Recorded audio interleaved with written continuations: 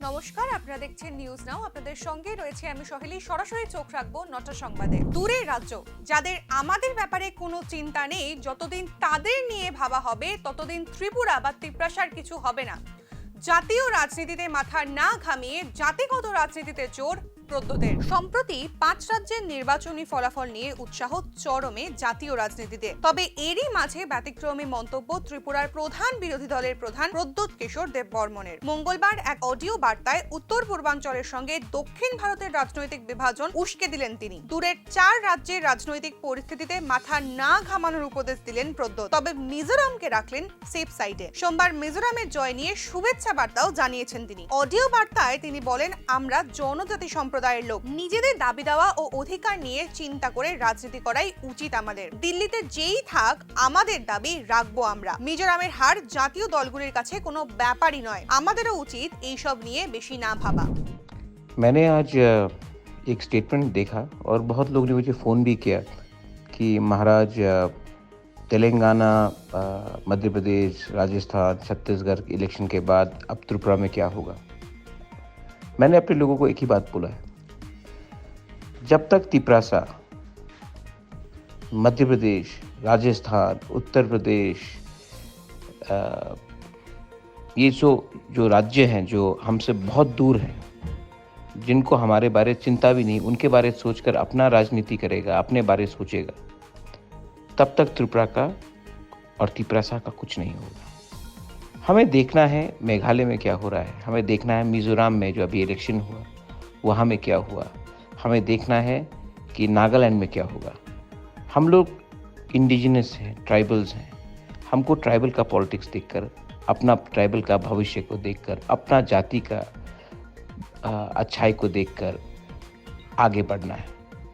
आपको लगता है कि अगर कल मिजोरम में बीजेपी और कांग्रेस हार गया तो उनको दुख लगा, दिल्ली में उनको दुख लगा, राजस्थान में, मध्य प्रदेश में, तेलंगाना में? नहीं, उनको कोई फ़र्क नहीं पड़ता।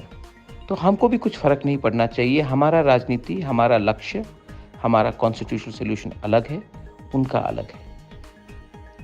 दिल छोटा करने से कुछ नहीं होता है। শতাংশের নিরিখে এগুলোও এখনো অধরা সাফল্য। রাজ্যের জল জীবন মিশনের পর্যালোচনায় মুখ্যমন্ত্রী মানিক সাহা 2019 সালের অগস্ট থেকে ভারত সরকার ও রাজ্যগুলির অংশীদারিত্বে শুরু হয়েছিল জল জীবন মিশনের হর ঘর জল প্রকল্প, যাতে 2024 সালের মধ্যে দেশের প্রতিটি গ্রামীণ পরিবারে পানীয় জলের ব্যবস্থা করা যায়। প্রতিটি রাজ্যে কাজ সম্পন্ন করার জন্য বেঁধে দেওয়া হয়েছিল নির্দিষ্ট সময়সীমা। ত্রিপুরা সহ 8 রাজ্যের জন্য সময়সীমা ছিল 2023 সাল পর্যন্ত। সোমবার সংশ্লিষ্ট দফতরের আধিকারিকদের সঙ্গে বৈঠকে বসেন মুখ্যমন্ত্রী মানিক সাহা। সভায় পানীয় জল ও স্বাস্থ্য বিধান দফতরের সচিব অভিষেক সিং এর পেশ করা তথ্য অনুযায়ী চলতি বছরের 3রা ডিসেম্বর পর্যন্ত 5,41,900 পরিবারে পৌঁছেছে জলের লাইন। শতাংশের নিরিখে 72.61%। পানীয় জলের সংযোগ পৌঁছে দিতে প্রান্তিক জনপদগুলিকে বিশেষভাবে গুরুত্ব দিতে হবে বললেন মুখ্যমন্ত্রী। তবে প্রায়শই পানীয় জলের দাবিতে পথে নামছেন একাধিক গ্রামের বাসিন্দারা। রাজ্যে রমরমিয়ে চলা নেশা কারবারে আকৃষ্ট বাংলাদেশি নেশা পাচারকারীরাও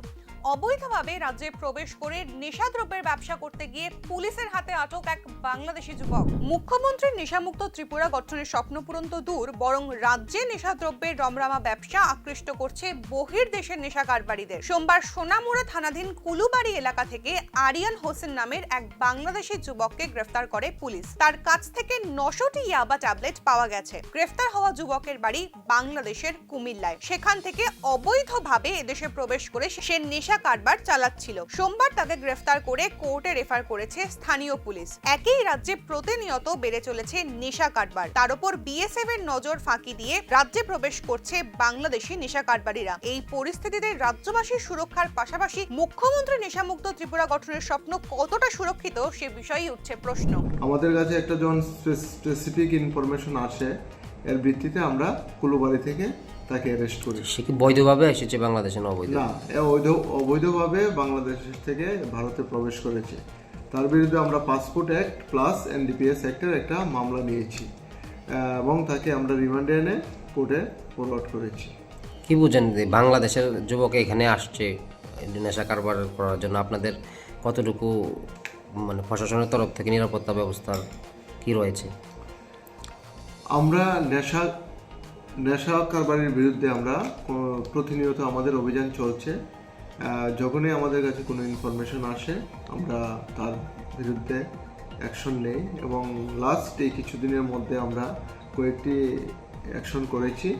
এর মধ্যে আপনারা জানেন ব্রাউন সুগার সহ একজনকে ধরেছি, প্লাস ইয়াবা ট্যাবলেট সহ ধরেছি, এবং গাঁজা সহ আমরা অনেক এই কয়েকদিনের মধ্যে ধরেছি। তাদের বিরুদ্ধে আমরা লিগ্যাল অ্যাকশন প্রপারলি নেব। স্থানীয় যারা সমাজসেবক বা সমাজের সুষ্ঠু সমাজ চায় তাদের উদ্দেশ্যে কি বার্তা থাকবে?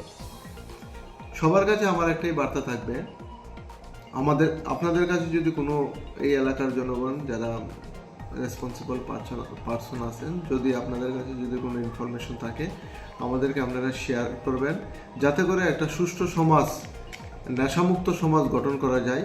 তার জন্য আমরা সবাই সম্মিলিতভাবে এগিয়ে যাব।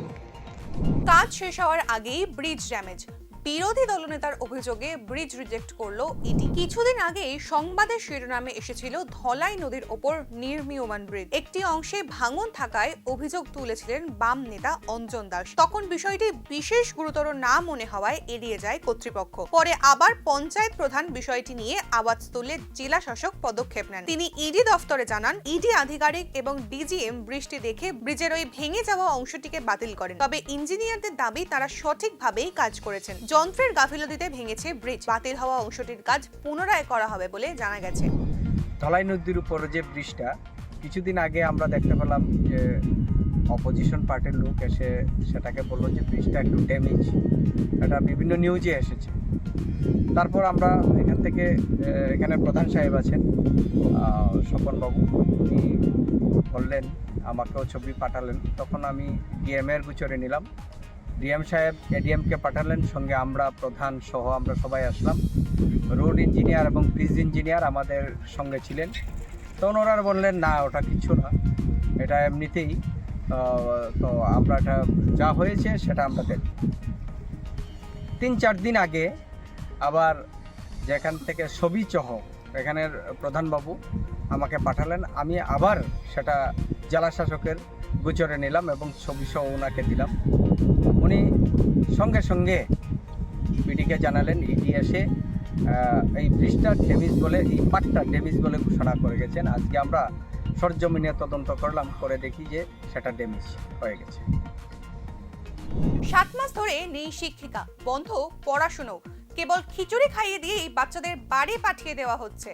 এমন অবস্থায় বড়ঢাপা অঙ্গনওয়াড়ি কেন্দ্রে তালা ঝুলিয়ে দিলেন স্থানীয়রা। মোহনভোগ ব্লকের অন্তর্গত বানিয়াছড়া গ্রাম পঞ্চায়েতের তেলকাইজলা অঙ্গনওয়াড়ি কেন্দ্রে গত 7 মাস ধরে কোনো শিক্ষিকা নেই। এই সেন্টারে কর্মরত সুনীতি দাসের চাকরির মেয়াদ গত 7 মাস আগে শেষ হয়ে গিয়েছে। তবে তার পরিবর্তে সেন্টারে নতুন কোনো শিক্ষিকা নিয়োগ করেনি পঞ্চায়েত। ফলে ক্ষুব্ধ স্থানীয় অভিভাবকরা। তাদের অভিযোগ, গত 7 মাস ধরে সেন্টারে কোনো পড়াশোনা হচ্ছে না। পাশাপাশি গর্ভবতী মা এবং নবজাতক শিশুদের নাম নথিভুক্ত করার কাজও বন্ধ রয়েছে। এইসব অভিযোগের দাবিতে স্থানীয় মহিলারা কিছুদিন আগে অঙ্গনওয়াড়ি সেন্টারে তালা বন্ধ করে দেন। তবে তারপরেই পঞ্চায়েতের পক্ষ থেকে তাদের 1 সপ্তাহের মধ্যে নতুন শিক্ষিকা নিয়োগের আশ্বাস দিয়ে সেন্টারের তালা খুলতে বলা হয়। কিন্তু সপ্তাহ পার হয়ে গেলেও দেখা নেই কোনো শিক্ষিকার। ফলে বাধ্য হয়ে মঙ্গলবার সকালে ফের বড়ঢাপা অঙ্গনওয়াড়ি সেন্টারে তালা লাগিয়ে দেন স্থানীয় মহিলারা। এই অঙ্গনওয়াড়ি স্কুল তালা হঠাৎ ব্যাপার হচ্ছে, এখানে আগে পুরান একটা স্কুলের মাস্টার আসলো, ওনার চাকরি শেষ হয়ে গেছে আজকে 7 মাস হয়েছে চাকরি শেষ হয়ে গেছে।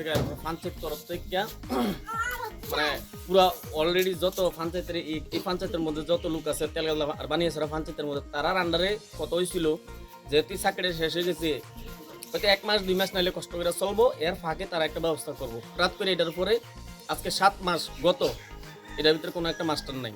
জাস্ট এই যে ছাত্রগুলো আইতেছে, সব বাচ্চাগুলোর মা আছে এখানে, তারা সবাই আইতেছে, এই বাচ্চাগুলো দিয়া আধা ঘন্টা 1 ঘন্টা পরে ছুটি দিয়ে লাইতেছে খিচুড়ি খাওয়া। এই পর্যন্ত কোনো পঞ্চায়েত তোলার বা প্রধান মেম্বার যা আছে সবাই কোনো পদক্ষেপ নাই।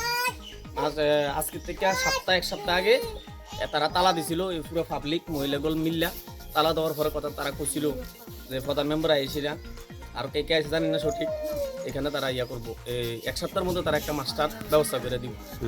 এই পর্যন্ত আর কোনো খবর নাই। তারপর আজকে যত মহিলা আছে বাচ্চারা মারা সবাই আছে এটা তালা দিয়েছে। বিলোনিয়া জোড়া খুনের তদন্তে আরও এক ধাপ এগিয়ে গেল পুলিশ।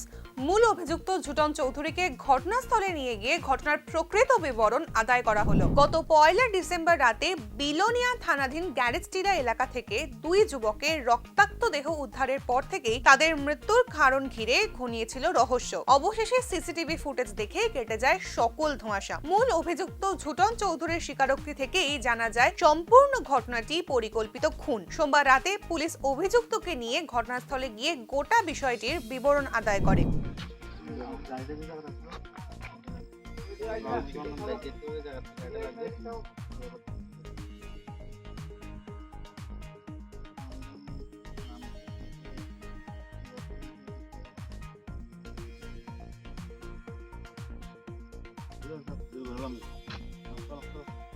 দেখতে পাচ্ছেন পুলিশ আধিকারিক সবল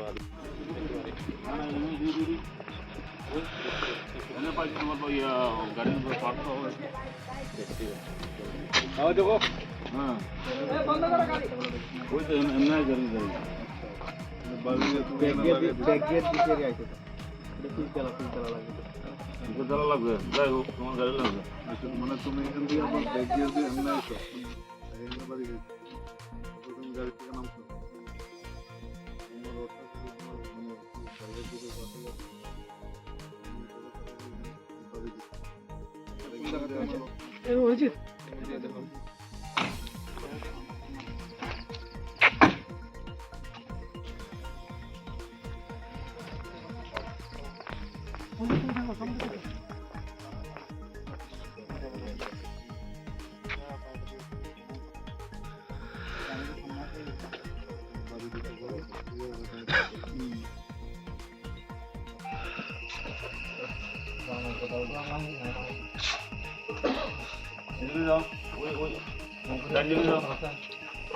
পুলিশে জিজ্ঞাসাবাদে ঝুটন জানায় আগের শত্রুতার কারণেই সে অভিজিৎ দে এবং আশিস মজুমদারকে খুন করে। প্রথমে ঝুটন বোলেরো গাড়ি দিয়ে অভিজিৎ এবং আশিসের বাইকে ধাক্কা মারে, তারপর লোহার রড দিয়ে পিটিয়ে মারে তাদের। রাজ্যে যানবাহন দুর্ঘটনার সংখ্যা ক্রমশ বেড়েই চলেছে।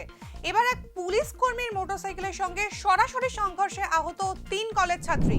রাজ্য জুড়ে ট্রাফিক সচেতনতা নিয়ে জোর কদমে প্রচার চালাচ্ছে প্রশাসন। তারই মধ্যে উল্টো ছবি দেখা গেল মঙ্গলবার সকালে বিশালগড় বাইপাস সংলগ্ন লকডাউন বাজার এলাকায়। এক পুলিশ কর্মীর মোটরসাইকেলের সঙ্গে অপর একটি বাইকের সংঘর্ষে গুরুতর আহত হন 4 জন। বাইকে থাকা পুলিশ কর্মীর নাম দীপক মারাক, অপর বাইকে থাকা 3 জন কলেজ ছাত্রীর নাম সানাই দেবনাথ, অনামিকা চৌধুরী ও কিষান দেবনাথ। দুর্ঘটনা ঘটার সঙ্গে সঙ্গেই প্রত্যক্ষদর্শীরা দমকল বাহিনীকে খবর দেন। তারা ঘটনাস্থলে এসে 4 জন আহতকে উদ্ধার করে বিশালগড় মহকুমা হাসপাতালে নিয়ে যায়। প্রত্যক্ষদর্শীদের মতে বেলাগাম গতির কারণেই এই দুর্ঘটনাটি ঘটেছে। পুলিশ কর্মী দীপক মারাক কোনো ড্রাইভিং লাইসেন্স দেখাতে না পারায় ধারণা করা হচ্ছে উনি মোটরসাইকেল চালাতে পারেন না। এদিকে নিয়ম নীতিতে সামান্য ভুল ত্রুটি পেলেই সাধারণ চালকদের হাজার হাজার টাকা জরিমানা সহ নানা দুর্ব্যবহার করে আসছেন ট্রাফিক আধিকারিকরা। এই পরিস্থিতিতে একজন পুলিশ কর্মী কিভাবে ড্রাইভিং লাইসেন্স সহ কোনো রকম কাগজপত্র ছাড়া মোটরসাইকেল চালিয়ে সরকারি ডিউটি করে চলেছেন সে বিষয়ে উঠছে প্রশ্ন। ঘটনা হয়েছে লকডাউন বাজারে বাইকে বাইকে মুখোমুখি, আহত হয়েছে 4 জন। হ্যাঁ, এর মধ্যে পুলিশ কর্মী 1 জন। হ্যাঁ, এর কলেজের বাকিরা বাকি কলেজের স্টুডেন্ট। তারা কলেজের স্টুডেন্ট আসলো, হ্যাঁ। তাদের অবস্থা কিরকম? অবস্থা গুরুতর আহত হয়েছে কোন জায়গাতে পৌঁছেছেন তাদেরকে?